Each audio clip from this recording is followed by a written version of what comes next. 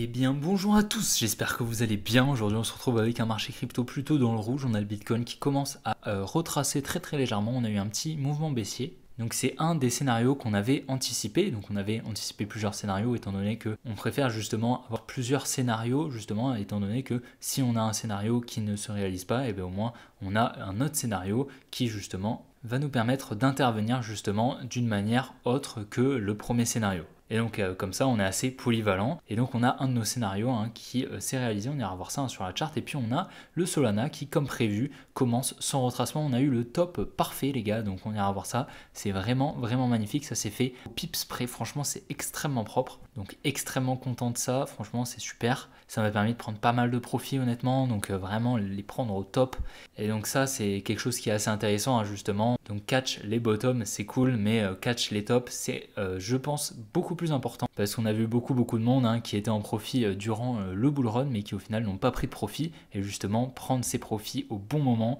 c'est extrêmement intéressant et c'est une compétence justement qui vaut très cher. Et donc on ira principalement voir le Bitcoin ainsi que le Solana et le BNB qui liquide sa trendline au nord, assez intéressant. Et également on ira faire un petit tour sur les liquidations pour ceux justement qui n'ont pas vu les précédentes vidéos justement où on en parlait. Vidéo un petit peu courte, un petit peu plus courte que celle d'hier, j'espère quand même qu'elle vous plaira. Si c'est le cas, n'oubliez pas de la liker et de vous abonner, si ce n'est pas déjà fait bien sûr, et puis de rejoindre les groupes Telegram qui sont directement en description, et d'aller faire un petit tour sur mon compte Twitter. Dans tous les cas les gars, je vous souhaite un bon visionnage, allez on est parti. Donc on va faire un petit récapitulatif pour ceux qui n'ont pas vu les précédentes vidéos. Donc actuellement on est très probablement sur une distribution de wick-off. Donc pour rappel, une distribution de wick-off, donc ça se matérialise justement par une création de liquidité, donc des equal high, généralement une résistance comme ça, et donc ensuite on vient la liquider, donc passer au-dessus, récupérer toutes les liquidités qui sont au-dessus, donc les stop loss, récupérer les ordres justement de la dumb money qui se place en achat, afin de justement que la smart money en fait en face elle puisse vendre en fait tout simplement, donc grâce à la contrepartie, comme vous le savez c'est un zero sum game, donc un acheteur, un vendeur comme d'habitude, et donc il lui faut des ordres en achat justement si elle veut injecter en vente, d'accord. Donc c'est toujours la même chose, je donne l'exemple justement du marché, vous allez au marché, il vous faut quelqu'un qui vous vend une banane si vous voulez acheter une banane, et bien là c'est exactement la même chose. Donc elle crée en fait, cette smart money crée des setups, donc des résistances comme ceci, pour venir inciter en fait la dumb money à se placer en achat, afin que justement la smart money en face puisse vendre en fait tout simplement et réaliser le mouvement baissier ainsi que prendre des profits. Donc voilà, c'est comme ça que ça se matérialise, et puis on peut apprendre les phases de wick-off, donc buying climax, ici automatic rally, un secondary test juste ici également, donc deux secondary tests qui créent en fait cette résistance avec le buying climax, et puis le mouvement de liquidation ici, donc le uptrust T, donc uptrust, et ensuite on vient effectuer des plus bas, donc c'est toujours pareil. Donc voilà, un petit rappel, ça fait toujours du bien. Et donc actuellement on est sur une création de liquidité, donc une résistance qu'on est en train de créer juste ici, avec un buying climax juste ici, avec un secondary test juste ici, un automatic rally qu'on pourrait mettre juste là. En plus de ça on a une petite création de liquidité, donc c'est assez confluent justement, ça va nous permettre justement d'attirer le prix en fait tout simplement, car la smart money aura besoin de récupérer toutes ces liquidités tout simplement. On a également, il ne faut pas l'oublier, une grosse trendline qu'on a juste ici, qu'on vient conforter très récemment aujourd'hui. Donc on vient effectuer une petite touche, même trois petites touches comme vous pouvez le voir. Et je pense qu'en lower time frame de vue, on est en train d'effectuer une petite accumulation. Donc ouais, c'est possible. Donc une création de liquidité, si on enlève la mèche, on peut voir une création de liquidité juste là, ou alors comme ça, avec une liquidation ici. On vient conforter en fait cette trendline, et ici on a une trading range qui comporte de la liquidité étant donné qu'on a des equal high, je vais vous montrer. Voilà, on a des equal high comme vous pouvez le voir, et donc actuellement je pense qu'on va pouvoir venir chercher un petit peu plus haut, bien liquider donc la trendline qu'on n'est pas venu chercher hier. Donc c'était un de nos scénarios, donc je vous avais dit, il était possible qu'on parte ici sans venir chercher la trendline, et c'est ce qu'on a fait. Du coup on est venu la conforter une dernière fois juste ici sans revenir la liquider, donc c'est assez intéressant. Donc on avait un autre scénario justement, donc venir liquider dans un premier temps pour ensuite repartir, ou alors simplement on effectue une grosse réaccumulation comme ça et on vient effectuer des plus hauts. Dans tous les cas on était revenu ici dans cette dimension juste ici, et donc on était ouvert à tout à fait à faire une réaccumulation et faire des plus hauts et venir liquider en fait la résistance qu'on a juste ici de notre grosse distribution en higher time frame tout simplement. Donc dans très peu de temps, on viendra liquider la trendline verte, mais c'est intéressant justement si on vient la conforter, donc ça ce serait vraiment super, parce qu'en fait ça accumulerait pas mal de liquidité et ça nous augmenterait en fait les probabilités qu'on aille la chercher et donc qu'on effectue un mouvement baissier. Ce qu'on attend, hein, étant donné qu'on est dans une grosse distribution, très probablement, grosse création de liquidité ici, il serait intéressant de venir liquider dans un premier temps pour ensuite repartir un petit peu comme on a fait sur Solana hier. On ira voir ça juste après, hein, mais c'était assez intéressant. Maintenant, c'était bien sûr pas aussi gros, mais là, voilà, c'est quand même assez gros. C'est une grosse distribution qui nous permet de créer énormément, vraiment énormément de liquidité et donc qui va nous permettre de réaliser un très très gros mouvement baissier. Voilà, c'est assez évident. En tout cas, on verra hein, si elle s'exécute parfaitement, mais les probabilités justement nous montrent que c'est ce scénario qui va s'exécuter. On est dans une supply extrêmement intéressante en higher time frame, hein, donc la supply rose hein, que je vous ai dessinée. On a pas mal de liquidité au sud, juste ici avec ces equal lows qu'on a. On vient effectuer pas mal de touches de la trendline verte, donc on a pas mal de liquidité qui se place au sud en dessous du prix, et puis on a cette grosse résistance qu'on va probablement venir liquider. Donc voilà, on attend une liquidation pour ensuite un changement de structure, par exemple ici, venir rentrer en short, hein. J'attendrai ce short avec impatience et ensuite on rentrera pour très probablement effectuer des plus bas. Il serait intéressant de venir laisser hein, les liquidités qu'on a juste ici parce qu'elles nous apportent de la confiance hein, pour attirer le prix justement, vous le savez. Si on décide justement d'effectuer une petite liquidation, hein, je vous en avais parlé de ce scénario qui était possible justement dans une précédente vidéo, donc ça serait intéressant de revenir dans la demand qui serait juste ici, donc effectuer une liquidation pas proportionnelle juste pour récupérer un tout petit peu de liquidité, mais en fait ça apporterait de la confiance pour la money car on viendrait la liquider et la réintégrer. Et donc ça lui permettrait donc à la money de penser que justement cette trendline est ultra solide en fait, et lorsqu'on y reviendra peut-être un petit peu plus tard, lorsque réellement on injectera des ordres à la baisse hein, et qu'on distribuera, et bien là on aura énormément de liquidités qui seront libérées. J'espère que vous m'avez compris, c'est assez compliqué je pense pour vous justement si vous n'arrivez pas à faire le flux d'ordre et la petite gymnastique justement dans votre tête, mais ça va venir avec le temps, hein, c'est normal, il n'y a pas de problème là-dessus. Et donc il serait intéressant peut-être de venir liquider la trailing range juste ici, donc venir la chercher pour ensuite repartir, ou alors directement venir repartir, liquider un tout petit peu la trendline, revenir dans la demand qu'on a juste ici pour ensuite repartir peut-être à la hausse. Donc on va surveiller ça, hein. Pour le moment il n'est pas très pertinent de rentrer en short ou en long, pour le moment on n'est pas réellement sur une grosse zone. Moi je vais attendre vraiment la liquidation de cette résistance pour rentrer en short, chercher des setups de short. Il serait intéressant justement lorsqu'on viendra liquider cette résistance de chercher une distribution comme celle-ci ou comme celle-ci justement afin d'avoir un stop loss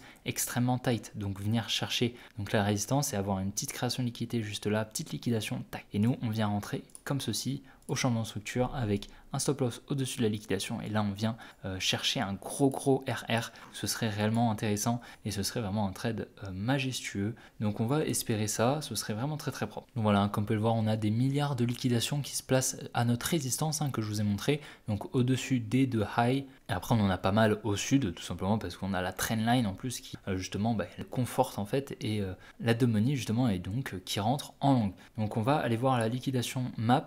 Et donc si on regarde en un mois, comme on peut le voir, on en a vraiment énormément au nord, hein, presque 2 milliards. Donc voilà, hein, c'est la résistance, c'est normal, c'est toujours comme ça, la money se place toujours comme ça, et c'est toujours la même chose. Une résistance, elle va se placer en short au contact de cette résistance. Lorsqu'on va venir la casser, on va venir récupérer les stop loss, donc les ordres en achat qui va permettre à la smart money de se placer en vente, et également la money va se placer en achat à la cassure de la résistance qui va passer support, donc, et ça va libérer encore des ordres en achat permettant à la smart money de se placer en short, donc en vente. C'est toujours pareil, d'accord, c'est toujours la même chose. Et donc là la grosse résistance qu'on a, elle va permettre une libération énorme d'ordres pour la smart money, donc on va très probablement avoir un très gros mouvement baissier qui sera libéré à la suite justement de cette liquidation. Donc on va surveiller ça de très près, mais il est clair qu'on en a vraiment beaucoup au nord. Et donc voilà, on est sur le moment où je vais un petit peu me jeter des fleurs. Donc je vous avais dessiné cette résistance juste là avec cette création de liquidité. Vraiment je n'ai pas touché le schéma, hein. J'ai vraiment rien touché, et donc je vous avais dit qu'il était intéressant de venir liquider pour ensuite repartir,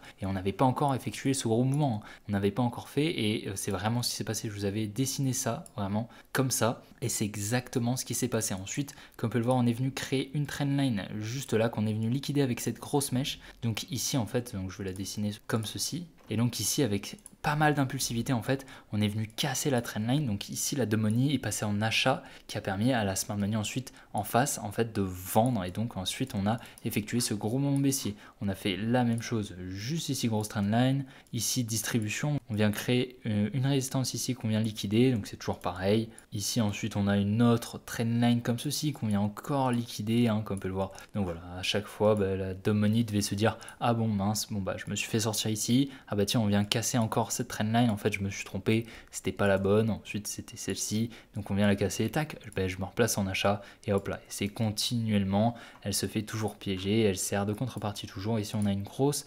redistribution, hein, ici accumulation, ici trailing range ici qui comporte la liquidité avec ces highs juste là, on vient liquider, distribuer en lower time frame, hein, je vais vous montrer, ici on a une création de liquidité ici et une liquidation juste là avec une autre distribution en lower time frame, je pourrais pas vous montrer parce que j'ai pas les secondes, mais ici on a clairement une grosse touche, un bind climax, ici on le voit avec la mèche juste là, une liquidation, et ensuite on vient effectuer des plus bas. Donc c'est toujours pareil, hein, les distributions on a dans toutes les time frames, en secondes, en minutes, en heures, en daily, comme vous voulez, il y en a partout. Donc à présent je pense clairement qu'on a trouvé le top sur le Solana, en tout cas ça m'étonnerait qu'on revienne le chercher vu la création de liquidité qu'on a qui est continuelle. Et on vient à chaque fois protéger les highs. En plus de ça, comme on peut le voir, on vient effectuer la mitigation de la supply la plus pertinente. Comme on peut le voir, on y revient ici, on redistribue, hein, donc la redistribution que je vous ai montré, on vient créer la liquidité ici, puis ensuite on vient liquider, et donc c'était la plus pertinente. Ici on avait un gros support résistance ici, donc voilà, c'est tout simple. Ici, comme on peut le voir, on a donc notre trading range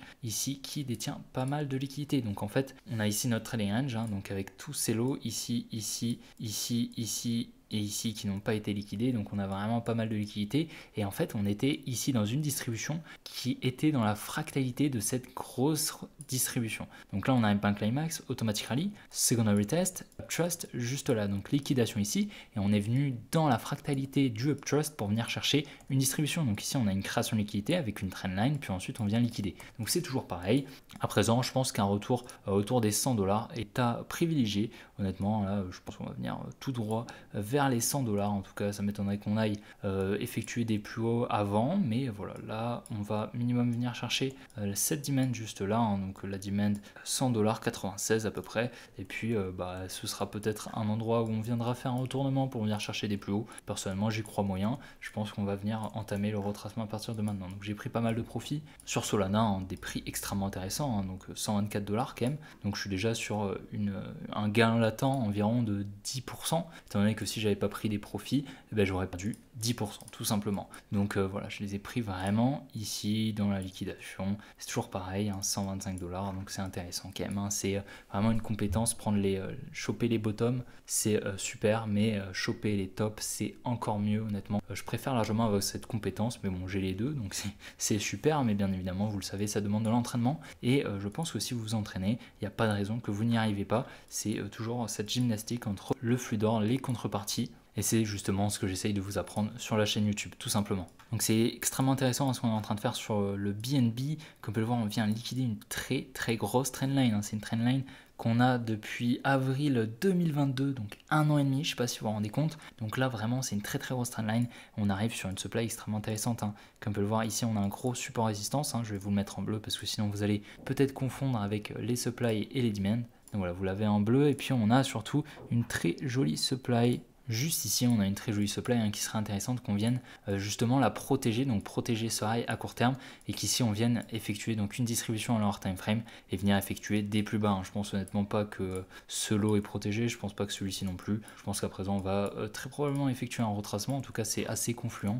Ici en plus de ça, si on effectue une distribution à leur time frame, ici la dumb money passe en achat, ce qui permet à la smart money en face de vendre, hein, tout simplement, donc prendre ses profits sur ce mouvement haussier. Voilà, et puis en plus de ça, vendre, injecter des ordres en vente à découvert afin justement d'effectuer un mouvement baissier, hein, tout simplement. C'est toujours pareil, mais honnêtement je suis assez baissier sur le BNB, vous le savez peut-être, mais ça m'étonnerait honnêtement qu'on vienne pas récupérer toutes les liquidités qui sont en dessous, ici juste là. Donc on a vraiment pas mal d'equal low, hein, equal low ici, equal low ici, on a un support, en plus de ça, bon, si on se met en higher time frame ici, on a pas mal de liquidités ici. Voilà, après voilà, restons prudents, hein, c'est pas sûr à 1000% non plus, hein, vous le savez, on joue avec les probabilités. Donc voilà, j'essaye de choper en fait les scénarios qui ont le plus de probabilité de s'exécuter. Je pense que c'est le scénario qui a le plus de probabilité probabilité de s'exécuter. Maintenant, il faut quand même rester prudent. Il n'en a pas 90%, ni 100%, encore moins. Voilà, je pense qu'on est sur un petit 60% d'exécution, mais dans tous les cas, il est extrêmement possible ici